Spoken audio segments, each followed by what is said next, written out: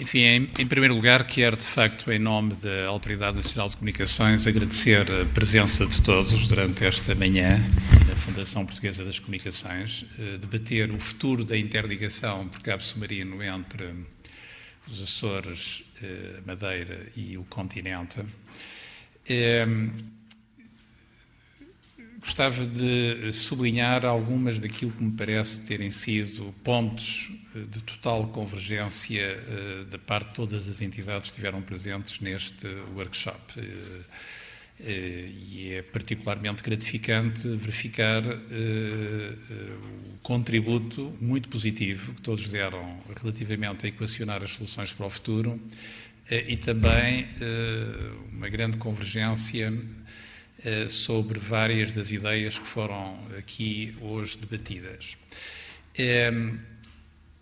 O primeiro ponto que eu queria referir, e que não queria que ficasse, de facto, depois esquecido, é que, enfim, não estamos no princípio, mas também não estamos no fim do processo. De facto, hoje foi a oportunidade de ver que várias das entidades têm trabalhos e estudos feitos nesta matéria. A própria ANACOM tem vindo em vários fora a apresentar posições sobre este assunto, e nomeadamente nos contributos que temos enviados ao Governo relativamente às prioridades de investimento e nomeadamente ao nível dos planos europeus, temos colocado sempre este tema da interligação por cabo submarino como uma prioridade nacional. Portanto, há vários antecedentes antes de chegarmos aqui hoje a este workshop. Há vários trabalhos feitos e que nos foram hoje aqui apresentados, nomeadamente pelas duas intervenções. Há, inclusive, passos concretos que já estão a ser dados e estabelecidos para implementar soluções para o futuro. E há, acima de tudo, uma enorme disponibilidade de todas as entidades aqui presentes para fazerem parte da solução. Portanto, isso foi ouvido, ficou registado e penso que todos nós convergimos relativamente a que, por um lado, o diagnóstico está feito e é imperativo que estas soluções comecem a ser construídas.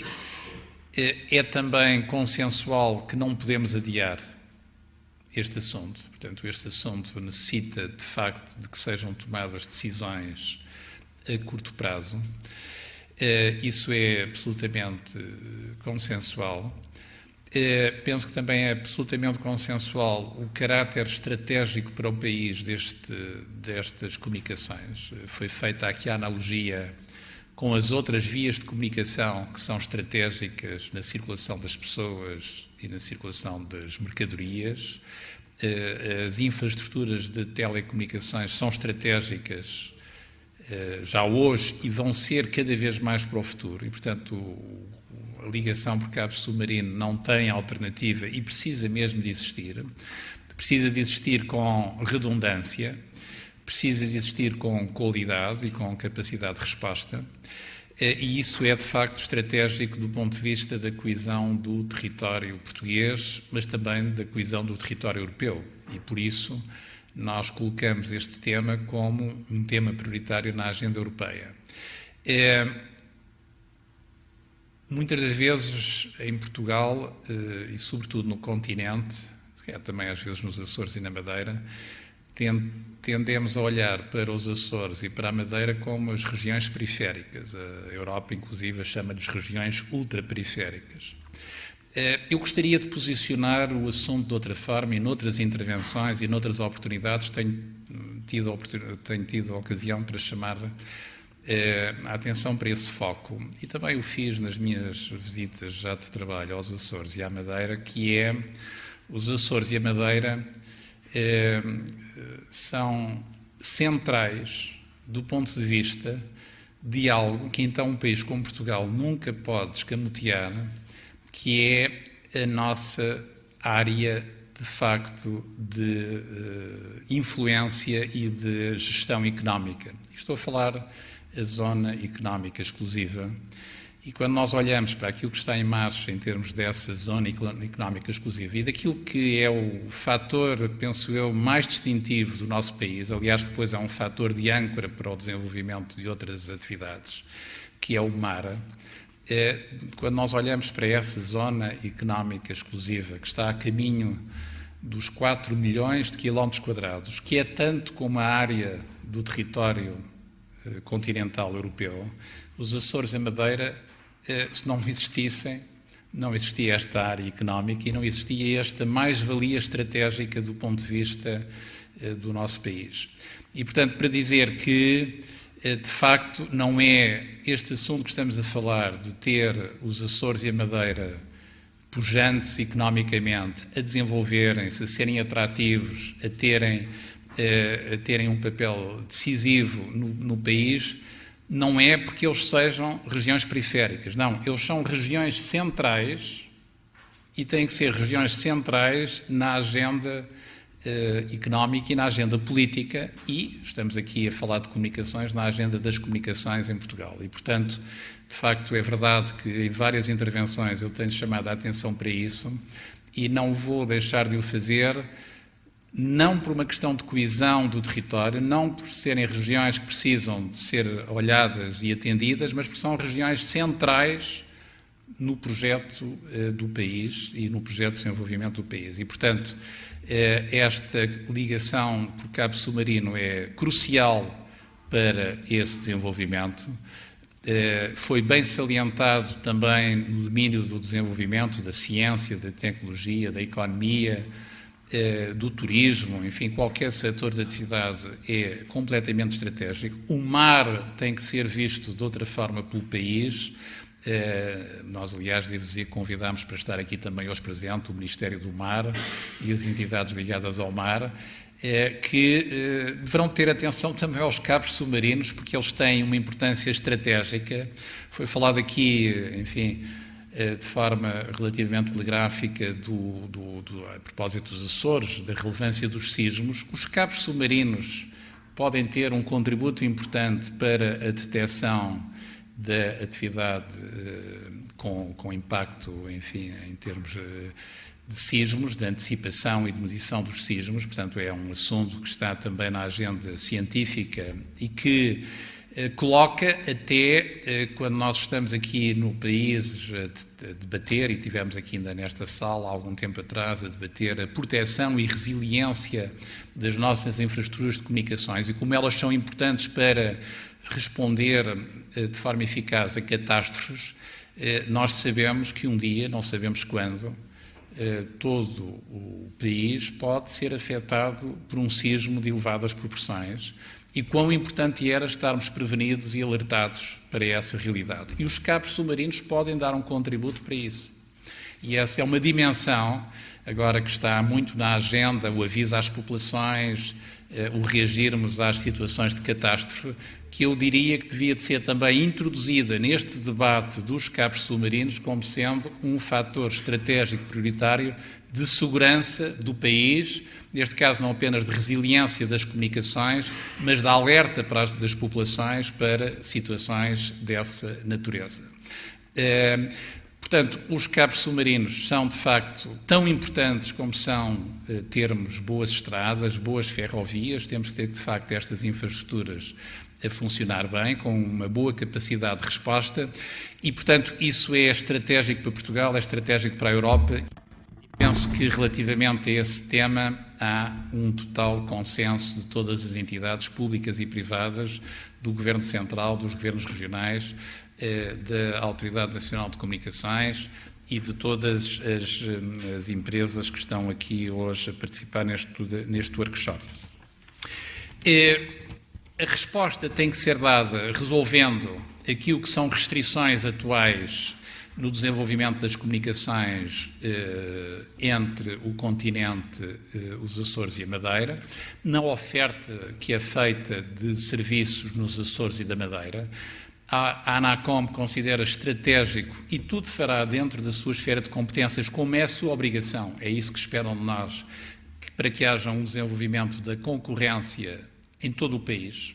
Portanto, faremos isso sempre, em todas as circunstâncias, é essa a nossa obrigação, é essa a nossa razão de ser, é efetivamente criar condições para que exista concorrência e a razão que se quer que exista concorrência é porque queremos que haja um bom serviço às populações e às empresas, em termos de qualidade de serviço, em termos de preço. É essa a mais-valia da concorrência.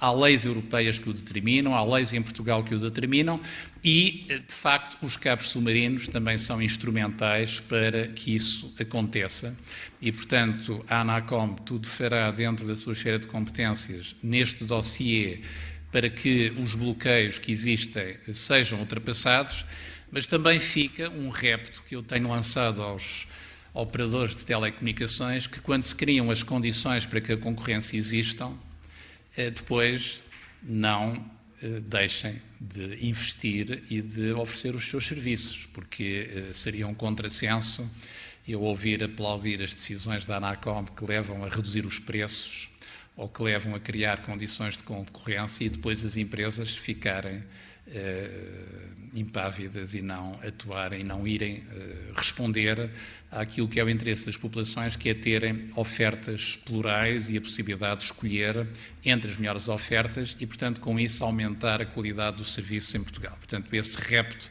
eu retomo aqui porque o tenho feito junto aos operadores, nomeadamente os operadores que não estão com uma oferta completa nos Açores e na Madeira, que de facto não deixem de fazer esse investimento, tanto mais que a gente sabe que há investimentos que são mais lucrativos no curto prazo do que outros, mas é estratégico para todas as empresas de comunicações que queiram ter uma presença ativa em Portugal estarem em todo o território nacional e, portanto, não é apenas os governos regionais dos Açores e da Madeira que o têm dito de forma bastante explícita.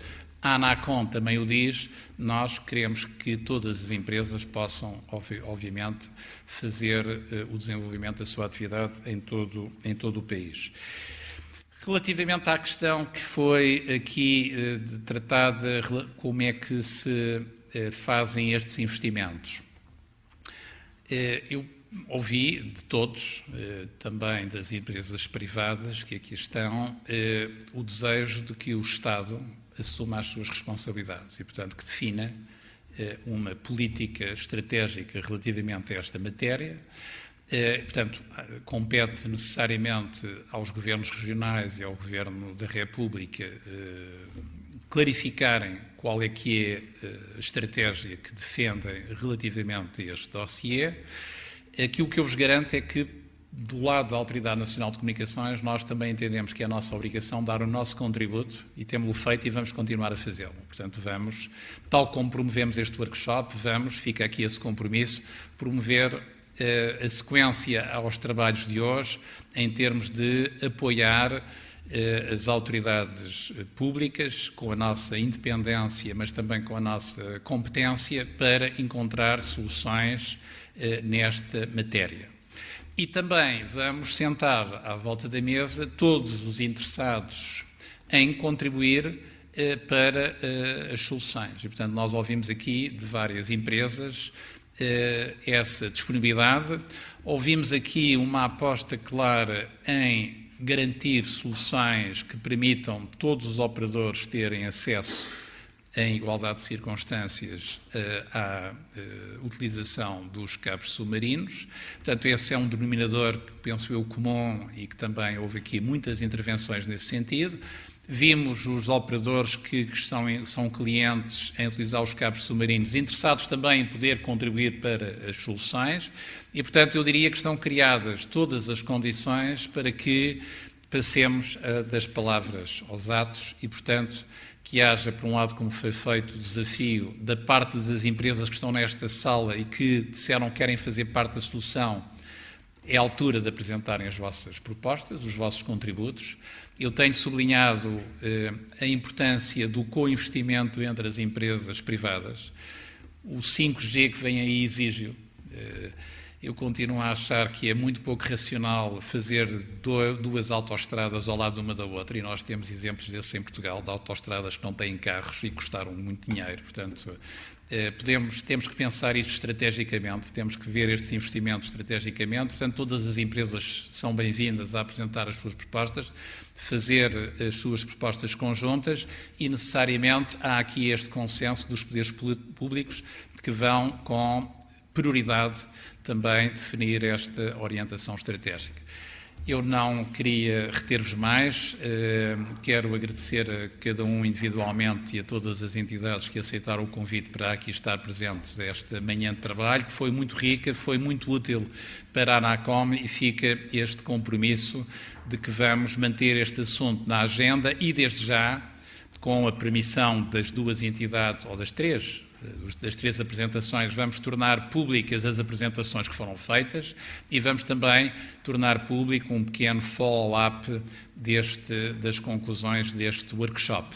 Ele foi um workshop fechado, não convidámos a comunicação social para aqui estar, para podermos estar todos, enfim, livremente debatendo este assunto, sem as câmaras, mas queremos, de facto, que este debate passe para a sociedade portuguesa e, portanto, vamos fazer essa comunicação, correspondente também a um pedido que foi feito pelos governos regionais de que a ANACOM também ajude a colocar este assunto na agenda política com elevada prioridade. E contamos, obviamente, com o Governo Central e com os governos regionais para, em articulação com a ANACOM, possamos fazer com que este assunto tenha um desenvolvimento célere e dê uma resposta como é necessário a todo o país. Muito obrigado a todos.